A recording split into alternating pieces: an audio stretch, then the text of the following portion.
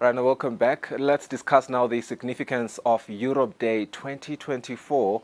It marks 74 years of unity, peace, as well as prosperity in Europe. Now, in this segment, our conversation will focus on the EU's extensive work in Eswatini, highlighting impactful projects as well as initiatives over the past 5 decades. We'll explore how the European Union has supported Eswatini in crucial areas, as well as delve into some of the key goals of the EU's multi-annual indicative program, particularly in youth and skills development. Additionally, my guest, with whom I have the honor of hosting again today, Her Excellency Dessislava Choumelova, the EU Ambassador to Eswatini, will provide insights into the EU's involvement in the renewable energy space and agriculture project. Let's get into it. Desi, a very good morning to you. KUSILE, welcome to the program. Quite a lot of, programs that the EU is supporting Eswatini with. And, I've been seeing how busy you have been, but our conversation today, I'm particularly excited to talk about it because some of these things are happening in the backdrop. Yesterday, there was the energy indaba happening in the country. The Minister for Agriculture was just in Nairobi, Kenya, trying to improve our agriculture space. And these are some of the projects that you really have a hand in. Let's talk about it. Maybe let's talk about how you've been quite the partner for Eswatini for 50 years now, I believe, 50 plus years. How excited are you about, reaching such a milestone and the EU Day? KUSILE, good morning, and thank you for having me. Indeed, 9th of May is Europe Day, and at the European Union, which is political, economic, and security and defense union, we celebrate 74 years of the Schuman Declaration. Schuman Declaration is a milestone document by the then French Foreign Minister Robert Schuman, who, as a prominent European thinker, thought of appropriate way to prevent conflicts from happening on the European continent. You remember that both world wars started in Europe. Right. And as a big European intellectual with other like-minded people, he came up with this blueprint for peace, the Schuman Declaration. And he not only thought of bringing together people that were enemies after destruction and devastation caused by the Second World War, he thought of a plan to make war impossible on our continent. How? By integrating our economies, by making sure that there is much more that brings us together than separates us. So this process of gradual integration in Europe, and we started with 6 countries, the founding members, and now we are 27 countries because after the fall of the Iron Curtain in the 90s, a lot of countries formerly part of the Soviet bloc and the socialist bloc adopted and embraced our values, which are peace, solidarity, democracy, human rights, respect for the rule of law, and of course, equality. So Europe has been built gradually by bringing together different nations. We are 27 countries, 24 languages. We use 3 different alphabets. And yet, while we cherish our diversity, we are united by our values. Right. And this is where we stand strong, even at a time where Europe has 2 wars at our doorstep. The unprovoked, unjustified Russian war of aggression in Ukraine, and we stand firmly with Ukraine, which is a candidate member state of the European Union. We support them, we defend their right to exist, their country, their homes. And we are also supporting a peaceful resolution in the conflict in the Middle East, where absolutely unacceptable loss of life is happening even right now. Yeah, absolutely. It's quite gut-wrenching what is happening there, Desi. But it's also just, you know, comforting to learn that the EU is standing firmly with, you know, who we should be standing firmly with, Ukraine, and just, you know, the resolution that you want to have. I want us to come back to Eswatini. Eswatini is really excited about, you know, having the EU here, and this has been a relationship that has spanned over decades and decades, over 5 decades now. Really, really impactful projects that you have assisted the country with, and you continue to do so, as we have seen recently on media outlets, how busy you have been in continuing that kind of support. But a few that I'm super interested in, some of the projects you've already done. One is electrification, which is quite necessary in Eswatini. There's clean water. We know that you have a hand there as well as education and youth development. Maybe let's talk about the support that, you know, you bring to Eswatini in these programs. Indeed, the European Union, we take pride and we are very privileged to be a strong, steadfast partner, as His Majesty representative told us last night, to the country's development over more than 5 decades. Yep. And as you rightly pointed, we have been investing in infrastructure, water, access to electricity, development of rural areas, introduction of free primary education, and improving competence-based curriculum at school, big investment in the agricultural sector, lately mostly focused on climate-smart agriculture, sustainable agriculture, diversifying the produce, but also renewables. We are working strongly with both the government and the private sector to create the right framework and conditions to have a steady pipeline of renewable energy projects, because the country has fantastic conditions to introduce more and more renewables, biomass, solar, wind, maybe thermal.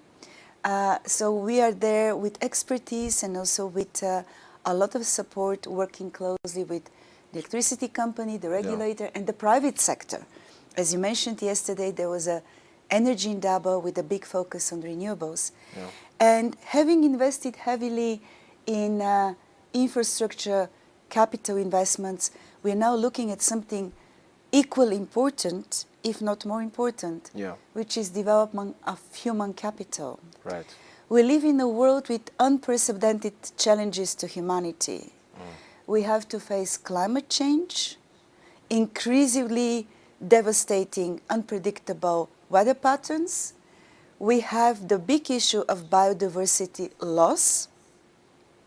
We need to protect the environment, and Eswatini is really rich in biodiversity. Your natural capital is something very important. We have deepening inequalities around the world, and we also have market backlash on human rights in the last years. And here I want to use Europe Day to say something important. There is this false narrative that the promotion and protection of human rights is something linked to Western values, which is really wrong. All the countries that are members of the United Nations have accepted the United Nations Charter, where we have the protection and promotion of human rights. And the core idea behind this is everybody has the same rights. Human dignity, human rights are something that is the foundation of progress. Without respect for human rights, there is no sustainability, because there is no peace and there is no stability. So any development is contingent on respect for human rights, which are universal and indivisible, be it social, economic, political. And this is very important. We should never forget this. And this is where also the EU has been a strong partner of the country, supporting civil society as a very important component of any functioning democratic society. and working with different organizations to protect and promote human rights with a specific focus of late on the rights of women and children and fighting the scourge of gender-based violence in the country, but also looking at differently able people's rights and not leaving behind people with disability or people who are, for different reasons, in a vulnerable situation. Yeah, yeah. It's quite interesting what you mentioned there. I want us to go back to a point you touched on, which is agriculture. And, you know, of course, the interrelation with climate change there. We know that you have support programs in, you know, confronting climate change in Eswatini. As media this year, even on World Press Freedom Day, the theme was particularly a press for the planet, and it has been made incumbent upon us to really commentate and emphasize issues around climate change. And maybe we can use this space and this opportunity to highlight the programs that EU is bringing forward to, you know, confront the situations around climate change in Eswatini. And I think it's going to help a lot of our viewers to understand, you know, how you help Eswatini. Thank you. Indeed, we can see climate change effects everywhere. And while African countries have not contributed much to the causes for climate change, you're suffering in Africa disproportionately from the effects of climate change.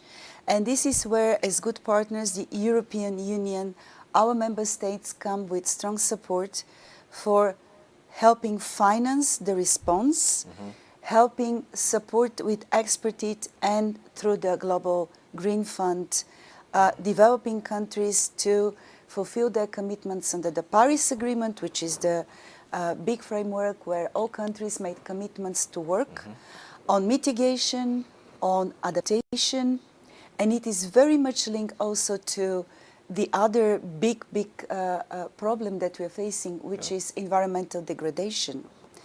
And of course, we have helped the country with climate-smart agriculture, with new practices, introducing climate-resilient crops, making sure that we have water-resistant crops, making sure that farmers can diversify. We have a big irrigation project with small irrigation schemes to help farmers have a sustainable access to water and use water and manage water in a manner that ensures the best possible outcome.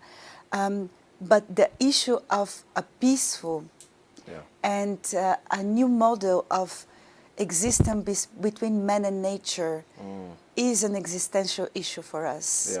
We will not outlive the last bee and the last invertebra. We are causing a huge extinction of different parts of our ecosystems, the same ecosystems that make our existence possible.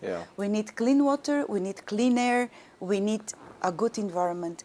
And this is where Eswatini is working together with the European Union, and this is where I'm very happy to see Eswatini banning single plastic, Eswatini looking at recycling, and I must say the private sector is leading in what we call the circular economy, recycling, reusing, making sure that there is much less waste, and repurposing and making things live longer, thus limiting the damage that our waste does on the environment. It's interesting. One of my friends has since been sensitized about, you know, the importance of what you have just alluded to, and his favorite phrase now is, I have to reduce my carbon footprint every day. Everything that we do, he finds a way to, you know, remind us that let's reduce our carbon footprint, and I think that's important. I want us to talk about the multi-annual indicative program. I know that you are personally really passionate about, you know, youth and skills development. And let's talk about the key goals of the multi-annual indicative programs, especially in youth and skills development. Thank you. As you just said, youth is always wiser because young people see the world in a different way. They also have fresh ideas and they're also drivers for innovation. And we are really focusing on supporting the youth in Eswatini to acquire the right skills, the skills for the 21st century, to make sure that they either find jobs or can launch their own businesses, because there are many solutions that both attack global challenges, and we have seen youth organizations active in the areas of climate change, in the areas of recycling, in the areas of green energy. And we will focus on supporting the government, the technical and vocational skills institutions of the country to reskill and upskill youth, not forgetting the very important issue of mental health, not forgetting the absolute imperative to be inclusive, so everybody gets a chance to be trained and to get the required skills for the markets today, because there has been a big mismatch between what the private sector needs in terms of skills and what the educational institutions produce. So very close relationship and work with the relevant government ministries, with the colleges. We're fitting, of course, the relevant policy instruments. We are working closely with the government, with the parastatals, and with civil society and the private sector, guided by the National Development Plan of the country. And we are going to focus on the agricultural sector, agri-processing, creative industries, of course, green, renewables, energy sector, tourism, very important sector in Eswatini, and ICT, digital skills, because of course we live in a digital world with new challenges that this world gives us. Yeah, before we get into future cooperation and goals, I really want us to talk about that, but we saw you yesterday busy with an exciting project.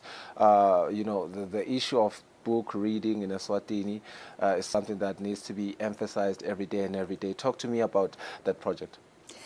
Indeed, it was a pure joy yesterday to launch European Corner at the National Library of Eswatini. I'm truly grateful with my team that the library hosted us, also to celebrate Europe's Day by bringing some European books. We have now books from 7 out of our 27 member states. So this collection will only grow. It's a new beginning. Let me invite all Eswatini to come and have a look at the books. We have brought children's books, young adults and adult books, also some reference books and information about the European Union and our member states. And it is very important to cultivate reading culture, because we live in the 21st century and digital challenges are upon us. We have also artificial intelligence. We have a lot around digital literacy. This is absolutely something that everybody needs to work on. But reading books and the culture of reading is a completely different set of skills, not less important in our world. And I was also extremely privileged and honored to help launch a local book by a local author, somebody known by courtesy, Mr. Sibanze, who is a performing artist, musician, and MC. So yesterday it was our pleasure and honor to launch his book, which is called 10 Principles of Artistic Mastery, and where he shares basically what you need as a creative, as an artist, to bring your talent to the fore and make your talent a profession. It is, I think, a big celebration when we have a local book that would guide generations of creatives towards artistic success, mastery, and put creativity into the market, because at the end of the day, creative industries are also a big driver for jobs and economic development.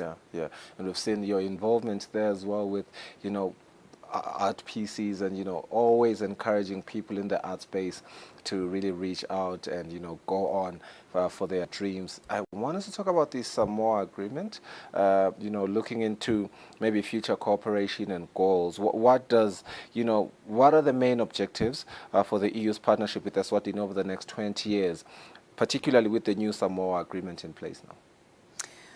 Indeed.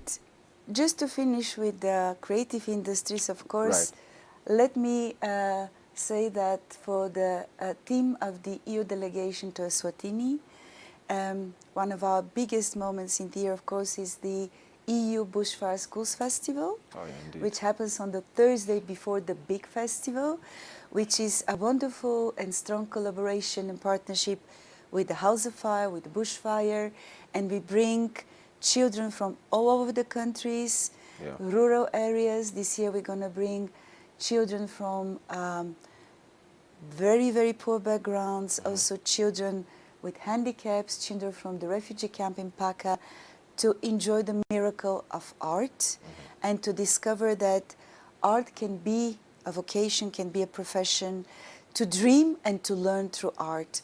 So 30th of May, EU Bushfire Schools Festival at House of Fire. Everybody's welcome. And indeed, thank you for pointing at the new big overarching legal framework for the relationship between the 27 European Union member states and the 79 countries of the African, Caribbean and Pacific region. It is a big achievement. It is an agreement that replaced the former Cotonou agreement, namely with the objective to put a big focus at facing together the challenges of the 21st century. The challenges of climate change, environmental degradation, ocean governance, migration, human capital development, but also protection and promotion of democracy, human rights, international cooperation, and peace and stability in the world. Very important things. Nothing is given without peace and stability. And of course, partnerships and talking to each other, dialogue, continued collaboration, together inventing and reinventing the way we face these global challenges is the only way forward. And this is where the Samoa Agreement is important.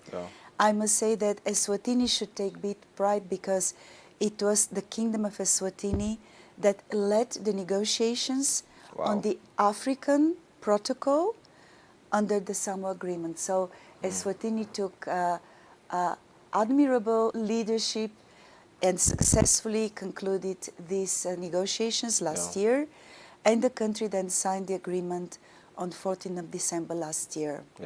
It's quite interesting. You mentioned all the countries under the EU.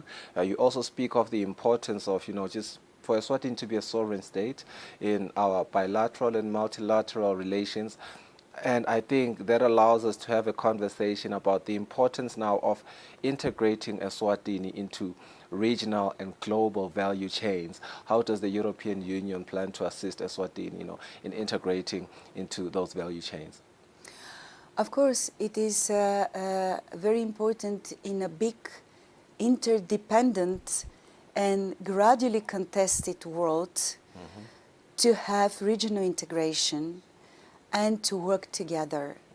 And the European Union supports our partners, including Eswatini, in many ways. At the global level, we work together with the United Nations to reform the United Nations system, to reform the global governance system in ways to be more adequate to the world today, including by giving a stronger voice to unrepresented regions, notably Africa. We were very vocal to welcome the African Union to the G20, and we see a space for Africa at the UN Security Council. So this reform is ongoing. As you know, there is a summit for the future at the UN in September this year. And it is an African country and an European country, Namibia and Germany, who are leading the preparatory work for the summit for the future. Yeah. When it comes to regional integration, the European Union supports the regional economic communities such as SADC and COMESA actively. We support the structures of these regional integration families to work on many issues, from peace and stability to strengthening of sovereignty and democratic institutions, to promotion of human rights, social inclusion, and the regional value chain, so trade. Yeah.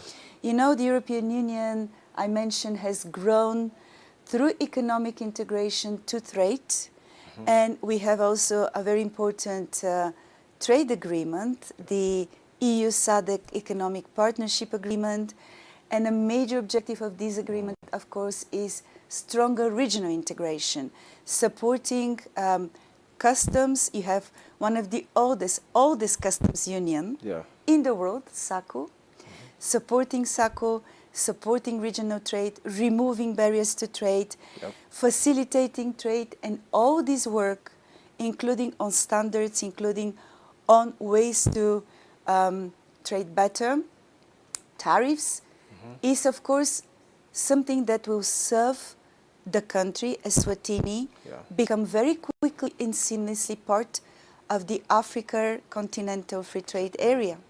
So everything we do to facilitate trade within the region with the European Union helps the country also become an important partner regionally and continentally.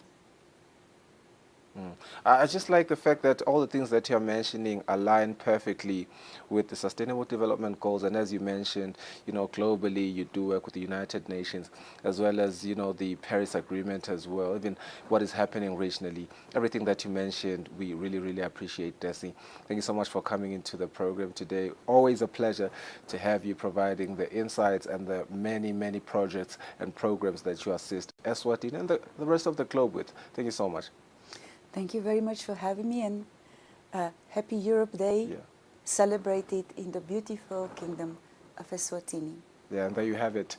Dessislava Choumelova, EU Ambassador to Eswatini, speaking on the significance of Europe Day 2024. It marks 74 years of unity, peace and prosperity in Europe. And we have discussed quite a lot in this segment, including the extensive work in Eswatini by the European Union, highlighting, of course, the impactful projects, the initiatives that they have brought over the past 5 decades. And, of course, we have explored the support that they have brought to Eswatini in crucial areas like assist in electrification, access to clean water, education, youth and skills development. You have mentioned what is going to be happening on the 30th of May, Emalken. So all of that we're excited about, and we do hope that as the years go by, we will continue to have these beautiful and amicable relations that we have with the EU, as well as all the other organizations that we have in Eswatini. We've come to the end of the program today. Thank you so much for staying with us. See you again tomorrow. Have a good day. Bye-bye.